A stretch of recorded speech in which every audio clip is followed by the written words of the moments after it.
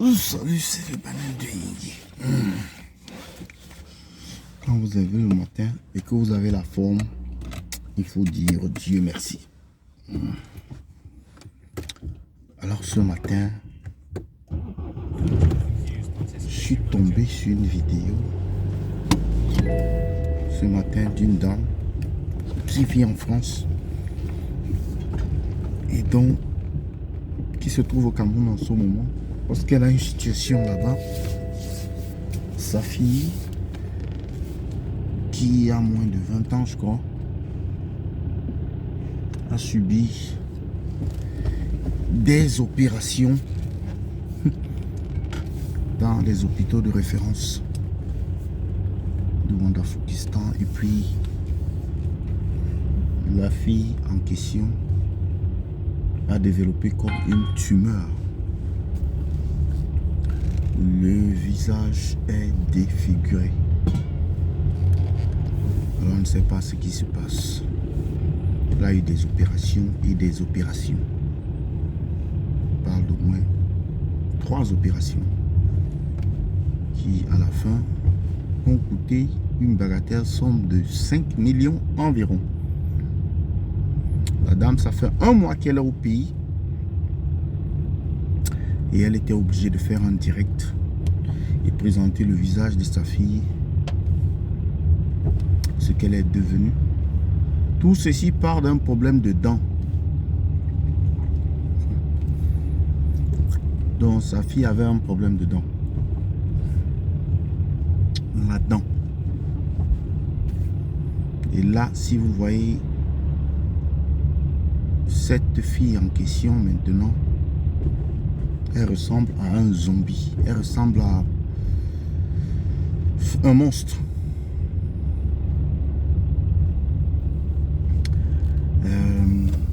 La dame est dépassée. Elle ne sait pas quoi faire. Elle est toujours au Cameroun. Elle demande de l'aide. Et vous, à sa place, que feriez-vous? Voyant votre fille comme ça, dans ces conditions-là, vous allez l'abandonner à sa propre mort? Je me pose la question de savoir comment elle se nourrit. Parce que sa langue, et tellement le visage est enflé que ça a rejeté la langue. En fait, la langue se trouve à l'extérieur. Pratiquement. La moitié de la langue se trouve à l'extérieur. Elle mange comment? Elle respire comment?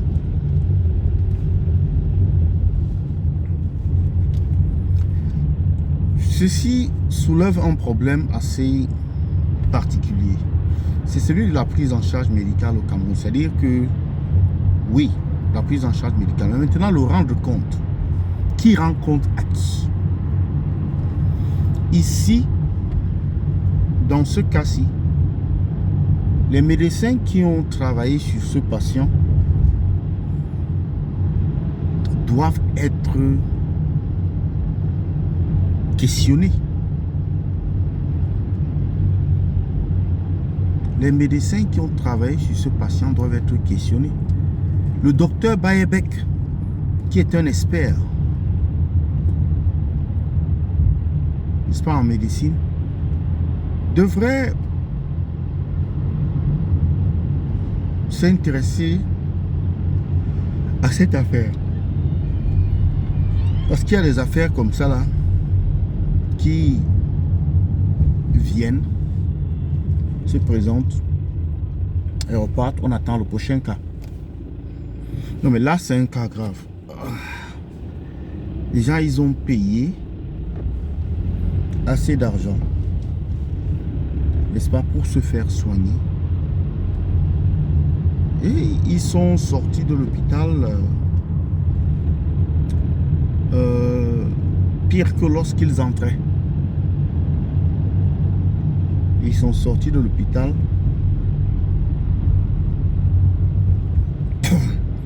pire que lorsqu'ils y entraient.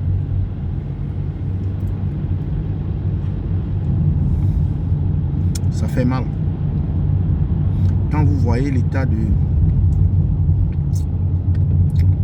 cette jeune fille, ça fait mal.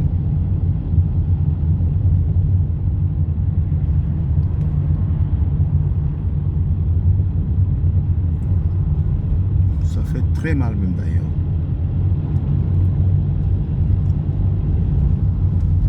Mais ce qui est pire, c'est que le ministère de la Santé ne fera rien. Le ministère des Affaires sociales ne fera rien. Ces médecins-là, ces bouchers-là, vont continuer à opérer les gens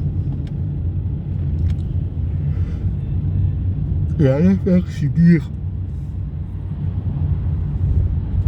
des peines similaires à celles que nous voyons là.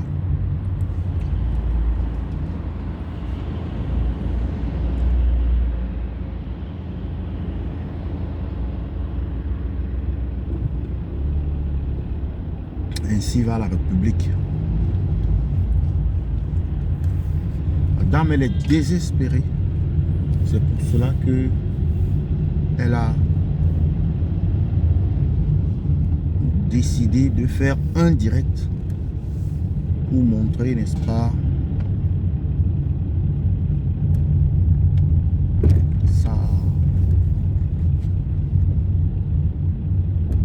sa situation au monde.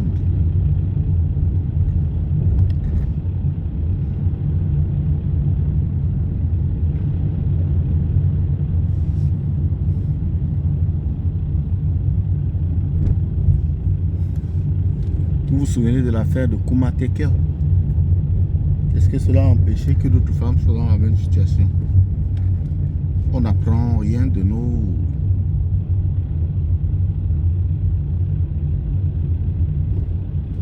des situations passées, on n'apprend absolument rien.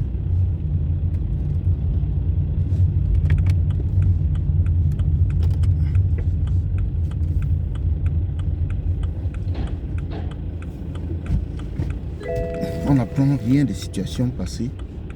Les mêmes situations se répètent tout le temps.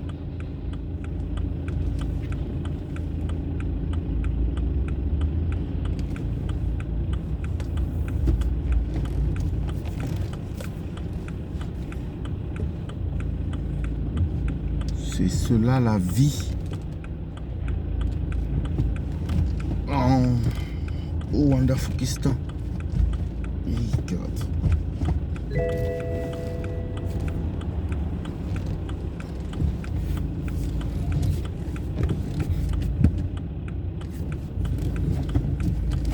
La vie au Rwanda-Fukistan.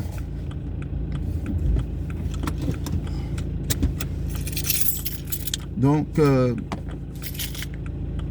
j'essaye donc de parler de cette affaire ici. J'ai peut-être commis une erreur, j'ai oublié de partager la vidéo sur mais je ne sais pas si je vais retrouver la vidéo. Mais ça fait... c'est horrible. C'est horrible et...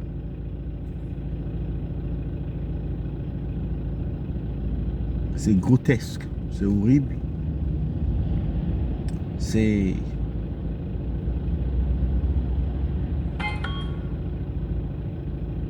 c'est désastreux, c'est...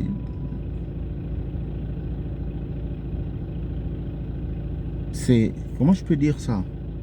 C'est diabolique même, parce que pour toutes ces personnes-là, tous ces infirmiers, pas les infirmiers, mais les médecins, qui ont prélevé, qui ont mangé cet argent-là, de ce patient-ci pour le détruire comme ça, franchement, si vous dormez chez vous et que vous avez le sommeil, oui, c'est que vous êtes fort. Si vous dormez chez vous tranquillement, c'est que vous êtes fort. Ah oui. Après avoir commis un tel forfait, non. Non. Le minimum, c'est quand même d'améliorer, ce n'est pas d'empirer la situation de quelqu'un.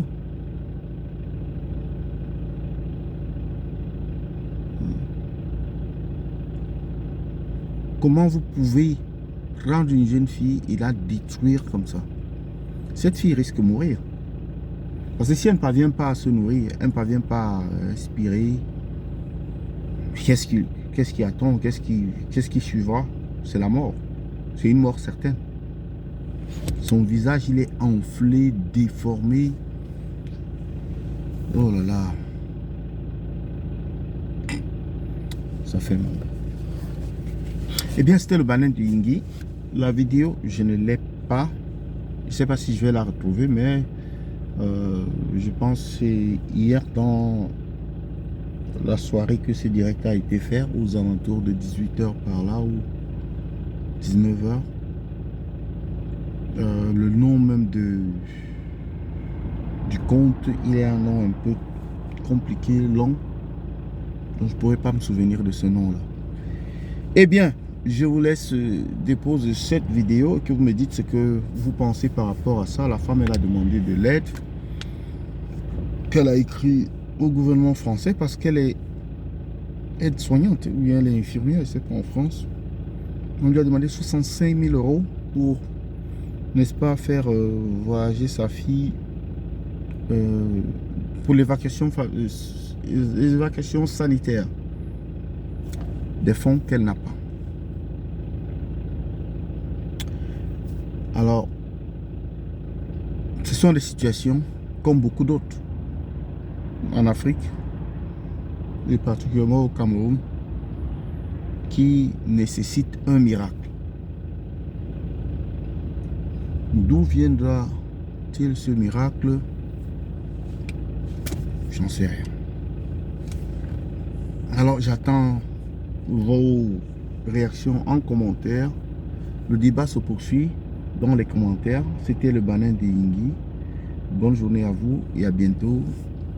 Bye bye.